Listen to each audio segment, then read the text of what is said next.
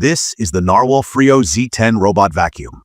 The finish is glossy on top with matte accents, and the base has a sturdy handle and a lift-up lid that hides simple, clearly labeled parts.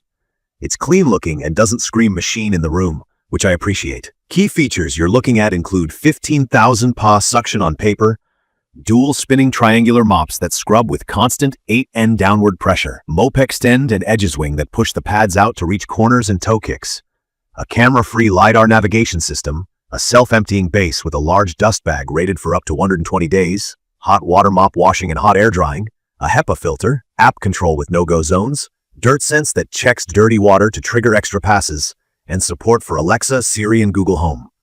The battery life is listed at up to 210 minutes, and it only connects on 2.4 GHz Wi-Fi. From my experience, setup was straightforward.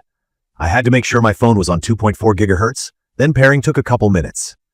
The first mapping run was fast. It sketched my main floor in under 10 minutes with clear room boundaries. Day to day, the app is fine for starting jobs and scheduling. But when I tried to split a big open room into 2 zones, the map editing felt a bit fiddly. It's doable, just not as smooth as some competitors. Mopping is where this thing earns its keep.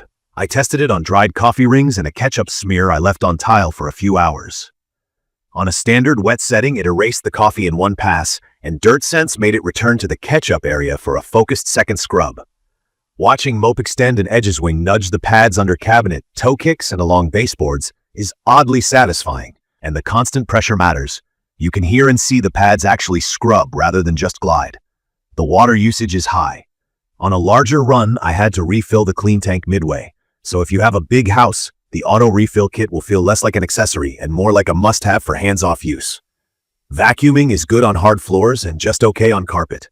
It picks up cereal bits, crumbs, and pet hair on hardwood without drama, and the suction auto boosts when it detects more debris. On my low-pile rug, fine dust like flour needed a second pass on max, and some embedded pet hair stayed behind. In my opinion, the 15,000 PA number is impressive on the spec sheet, but sustained pickup on carpet relies on agitation and airflow design as much as raw suction. If your home is mostly hard surfaces, you'll be happy. If you want deep carpet clean, you may still want a regular vacuum for weekly resets.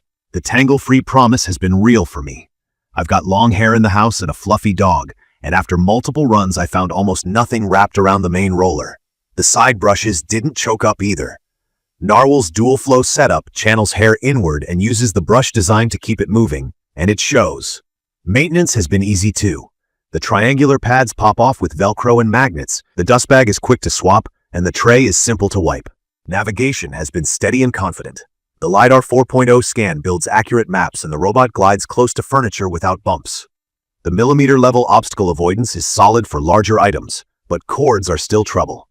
I had a phone cable on the floor and it got snagged. The camera-free approach is a privacy win for me, and I accept that thin wires are a weak spot with this style of sensors. The base station is the quiet hero. After a run, it pulls dust into a 2.5-liter bag, washes the mops with hot water, it can heat up for greasy messes, then dries them with hot air so they don't get musty. Noise is a low hum, noticeable but not loud. Over a couple weeks, the self-empty worked every time for me. One quirk, if I do a vacuum-only job, the station still wants to wash and dry the mops. That's overkill since the mops weren't used. A software toggle would fix this. On hygiene, the hot water wash and drying are reassuring, and the tray self-clean helps keep smells away. Battery life has been strong. I averaged about 170 to 190 minutes on mixed cleaning with maps enabled and moderate suction, and it recharges reasonably fast. Noise during normal cleaning is on the quieter side. Max suction is louder but not harsh, and mop-only passes are very mellow. It's perfect for households with mostly hard floors, and anyone who cares more about spotless mopping than carpet grooming. The constant pressure scrub with those triangular pads and the way it reaches edges is noticeably better than round pad bots that leave grime near baseboards. The tangle-free system also makes it easy to live with if you have long hair or pets. I'd recommend this for people who want an almost hands-off floor routine and value privacy from a camera-free robot. If you have lots of plush carpet and expect a deep vacuum, temper expectations or plan on a manual vacuum for weekly deep cleans. If you live with cables on the floor, consider some cable clips or a quick tidy before runs.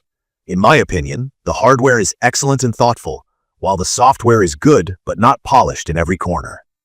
The mapping is fast, dirt sense is smart, And the base station is a strong convenience play.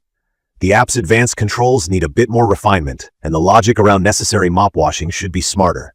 None of that breaks the experience, but there are areas I hope NARWAL tunes with updates. In conclusion, the NARWAL Freo Z10 is a powerful mop-first robot that vacuums well enough on hard floors, prides itself on privacy, and meaningfully cuts down on daily chores. The maintenance is light, the mops stay clean and dry, and the anti-tangle design saves time. For the right home, it's a reliable, tidy companion that keeps floors looking fresh without much fuss. If this video helped, please subscribe and drop your questions or your own experience in the comments. Thank you for watching.